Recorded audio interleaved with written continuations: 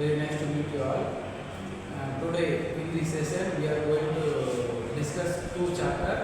One is question tag or tag statement. Another one is time and work type 1. ரெண்டு பார்க்க போகிற question take time and ஒர்க்கில் type 1 பார்க்க போகிறோம். ரெண்டு எக்ஸாம்பிள் ஃபாலோ போகிறோம். நம்ம வந்து எக்ஸாம்பிள் நல்லா அழகாக ஆன்சர் பண்ணிடலாம். First we are going to see the first one question tag or tag statement அப்படின்னு சொல்லுவாங்க. question tagனாலும் tag statementனாலும் ஒன்று தான். இது எதுக்கு யூஸ் பண்ணுறோம் அப்படின்னு சொன்னால், ஒரு ஸ்டேட்மெண்ட் சொல்கிறாங்க, ஒரு மெசேஜ் சொல்கிறாங்க அப்படின்னா அந்த மெசேஜையோ ஸ்டேட்மெண்ட்டையோ கன்ஃபார்ம் பண்ணுறதுக்காக, வெரிஃபை பண்ணுறதுக்காக நம்ம வந்து என்ன பண்ணுறோம், ஊர்ஜிதப்படுத்துறதுக்காக நம்ம டேகை வந்து யூஸ் பண்ணுறோம். இதில் வந்து ரெண்டு எக்ஸாம்பிள் ரெண்டாக பார்ப்போம். ஃபஸ்ட்டு ஒன்று வந்து example first type, he is writing an essay. இது வந்து ஸ்டேட்மெண்ட், பாசிட்டிவ் ஸ்டேட்மெண்ட். அதாவது இந்த கொஸ்டின் டேக்ல வந்து ரெண்டு டைப்பை நம்ம பிரிச்சுக்கணும், பாசிட்டிவா நெகட்டிவா அப்படின்னு சொல்லி. என்ஓடி இருந்தால் அது நெகட்டிவ், என்ஓடி இல்லை அப்படின்னு சொன்னால் பாசிட்டிவ். ஸோ இதே ஸ்டேட்மெண்ட்டாக சொல்லணும், he is not writing an essay. He is not writing an essay. Same sentence தான். இது வந்து பாசிட்டிவ், இது நெகட்டிவ். இப்போ நெகட்டிவ் ஏன் சொல்கிறோன்னா என்ஓடி இருக்குது, அதனால இது வந்து நெகட்டிவ் ஸ்டேட்மெண்ட் சொல்லுவோம், எதிர்மறையான வாக்கியம். இது வந்து ஹீஸ் ரைட்டிங்கிறது நேரடியான வாக்கியம். இப்போ இஸ் இங்கே இருந்தால் அங்கே வந்து என்ன பண்ணுவோம், இஸ் நாட் ஹீ அப்படின்னு சொல்லிட்டு வரும். Is apostrophe he. Question tag இதுதான் வந்து ஆப்ஷன் இருக்கும். 4 ஆப்ஷன் கொடுத்துருப்பாங்க. ஆஸ்பா ரூல் வந்து என்னன்னா, இங்கே பாசிட்டிவாக இருந்தால் அந்த ஆப்ஷன் வந்து நெகட்டிவ்ல வரணும். இங்கே பாசிட்டிவ் ஸ்டேட்மெண்ட் பாசிட்டிவ் என்ஓடி இல்லைன்னா அங்கே என்ஓடி மாதிரி வரணும். ஆனால் என்ன ரூல் அப்படின்னா, என் அப்பாஸ்ட்ரோஃபி டி போட்டுருக்கும். என்ஓடி போட்டுருந்தா அந்த ஆப்ஷன் தப்பு. அஸ் பர் கிராமட்டிக்கல் ரூல் என்னன்னா, கொஸ்டின் டேக்ல ஃபர்ஸ்ட் வந்து கேபிட்டல் லெட்டர் வரணும், செகண்ட் வந்து என்னன்னா என் அப்பாஸ்ட்ரோஃபி டி வரணும், தேர்ட் ஒன்று வந்து என்னது கொஸ்டின் மார்க் வந்து சிம்பிள் வரும். இது வந்து கிராமட்டிக்கல் ரூல். சில நேரம் வந்து கேபிட்டல் லெட்டர் எல்லாம் ஸ்மால் லெட்டரில் இருக்கலாம், அது வந்து ஆப்ஷன் வந்து ஸ்மால் லெட்டர் இருக்குது அப்படின்னு சொன்னால் நோ ப்ராப்ளம், சூஸ் பண்ணிக்கலாம். ஆனால் கிராமட்டிக்கல் ரூல் பிரகாரம் இங்கே பாசிட்டிவ் இருந்தது அப்படின்னு சொன்னால் அங்கே நெகட்டிவில் இருக்கணும். என் அப்பாஸ்ட்ரோஃபி டி தான் இருக்குது, என்ஓடி இருக்கக்கூடாது. என்ஓடி இருந்தால் தப்பு. கேபிட்டல் லெட்டர் இருக்கிற ஃபர்ஸ்ட் லெட்டர், அப்புறம் கண்டிப்பாக கொஸ்டின் சிம்பிள் வந்து இருக்கணும். இது வந்து கொஸ்டின் சிம்பிள் இருந்தே ஆகணும். அப்படி இருந்தாலும் இது கரெக்ட் ஆப்ஷன். இப்போ அடுத்த எக்ஸாம்பிள் என்னன்னா, he is not writing an essay. அங்கே வந்து எஸ்ஏ எழுதிக்கிட்டுனா இங்கே எஸ்ஏ எழுதலை, இங்கே வந்து என்ஓடி இருக்கு. அதனால அங்கே வந்து என்ன இருக்கணும், இஸ் ஹீ போட்டு கொஸ்டின் சிம்பிள் கண்டிப்பாக இருக்கணும். ஃபர்ஸ்ட் லெட்டர் கேபிட்டலில் இருக்கணும். அப்படி இல்லை ஆப்ஷனில் இல்லைன்னா நோ ப்ராப்ளம், இஸ் ஹீ போடலாம். ஆனால் கொஸ்டின் சிம்பிள் இருக்கணும், இருந்தாலும் அதுக்கு மார்க் வந்து கொடுப்பாங்க. இங்கே என்ஓடி இருக்குது, அதனால என் அப்பாஸ்ட்ரோஃபி அங்கே வந்து ஆப்ஷன் ஆகிடுது. இப்போ இஸ்ஸுக்கு அடுத்து வாஸ் பார்ப்போம். She was working. She was working. இப்போ இங்கே சி வாஸ் ஒர்க்கிங் அப்படிங்கும்போது வாஸ் இருக்கு, பாசிட்டிவ், வேலை செய்து கொண்டிருந்தார். இங்கே என்ன இருக்கணும், was apostrophe n apostrophe t wasn't she அப்படின்னு வரும். Wasn't C.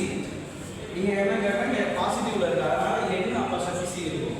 இப்போ அடுத்து வந்து பார்ப்போம் இன்னொரு example. I was sleeping. I was sleeping.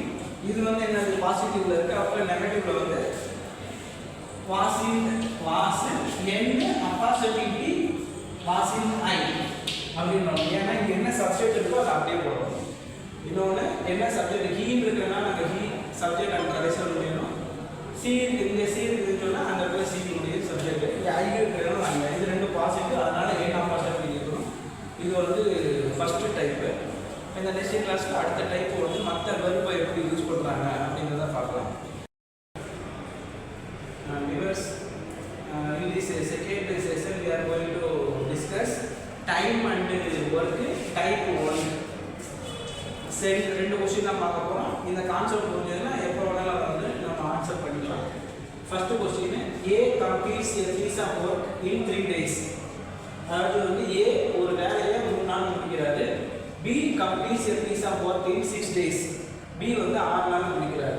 இப்போ 2 பேர் சேர்ந்து ஒரு வேலையை முடிக்க எத்தனை நாள் ஆகும்? How many days will they take to complete the work together? அந்த வேலையை சேர்ந்து முடிக்க எவ்வளவு நாள் முடிக்கும்? A வந்து 3 நாள் முடிக்கிறாரு, B வந்து 6 நாள் ஒரு வேலையை முடிக்கிறார். 2 பேர் சேர்ந்து முடிச்சாங்க அப்படின்னு சொன்னா எத்தனை நாள் ஆகும் அப்படின்னா சிம்பிள் ஃபார்முலா 2 பேருடைய டைமை கொடுத்து சேர்ந்து கொடுத்தாங்க அப்படின்னா formula A into B divided by A plus B. இதுதான் வந்து ஃபார்முலா. இதை நம்ம இங்கே அப்ளை பண்ண போகலாம். என்ன அப்படின்னா A எவ்வளோ 3, B எவ்வளோ 6 நாள், கீழே 2ஐ வந்து கூட்டிக்கணும், A plus B வந்து கூட்டிக்கணும் 1 நாள். இதை வந்து சிம்பிளிஃபை பண்ணணும். என்ன அப்படின்னா சிம்பிளிஃபை பண்ணால் 3 நாள் டிவைட் பண்ணணும் அப்படின்னா the number is divisible by 3. அப்போ 3 into 3 9. அப்போ இங்கே வந்து 2 into 3 9. இங்கே வந்து ஒரு நம்பர் அடிச்சா 3க்கு இந்த 3 கேன்சல் ஆகும். அப்போ இங்கே 1. அப்போ 2 days. Answer is 2 days. 2 பேர் சேர்ந்து வேலை வச்சுருந்தாங்க அப்படின்னா 2 நாளில் வந்து வேலையை முடிச்சுடுவாங்க. கொஸ்டின் கிளியராக போடணும். ஆன்சர் பாருங்கள். A வந்து ஒரு வேலையை 3 நாள் முடிக்கிறாரு, B வந்து 6 நாள் முடிக்கிறாரு. 2 பேர் சேர்ந்து ஒரு வேலையை முடிக்க எத்தனை நாள் ஆகும் அப்படிங்கிறது ஒரே ஃபார்முலா தான். எல்லா டைமும் இது வந்து அப்ளிகபிளாக இருக்கும். Formula simple A into B. 2 பேர் தனித்தனியாக கொடுத்து சேர்ந்து வேலையை முடிக்க எவ்வளோ நாள் கொடுத்தா இதே ஃபார்முலா தான். A into B divided by A plus B. A இங்கே 3 நாள், அதனால 3 நாள் போட்டோம். B வந்து 6 நாள் போட்டாச்சு. கீழே வந்து 2 பேர் சேர்ந்தானா 3 plus 6 9 days. 9 வந்து 3 நாள் டிவைட் பண்ணுறோம், divisible by 3. அதனால நான் 3 into 3 அப்படிங்கும்போது 9. இது அடிச்சாச்சு. இது காமனாக இது divisible 3 நாள் டிவைட் ஆகணும். அதனால 2 3s are 6. அதனால 6 கேன்சல் பண்ணிட்டு 2 போட்டோம். இங்கே 3க்கு இங்கே 3 கேன்சல். அப்போ 1, அப்போ 1 2 மல்டிப்ளை பண்ணோம் அப்படின்னா 2 days. அப்போ 2 பேர் சேர்ந்து முடிக்கிறதுக்கு 2 days. அதே மாதிரி இங்கே வந்து அடுத்த question example A complete work in 6 days. 6 நாள் ஒரு வேலையை முடிக்கிறாரு. அதே வேலையை முடிக்க B வந்து டேக்ஸ் 12 days. B வந்து 12 நாள் எடுத்துக்கிறாரு. 2 பேரும் சேர்ந்து முடிக்கிறதுக்கு எவ்வளோ நாள் ஆகும்? இதே ஃபார்முலாவை நம்ம அப்ளை பண்ணிடுவோம். Just mention formula is same. Number வந்து doesn't matter, formula is same.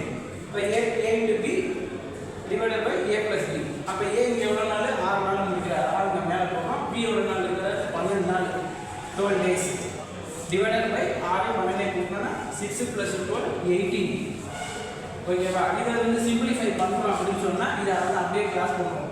4 6 3 18, 4 3 4 12. அப்போ 1 into 4 4 days. Answer is 4 days.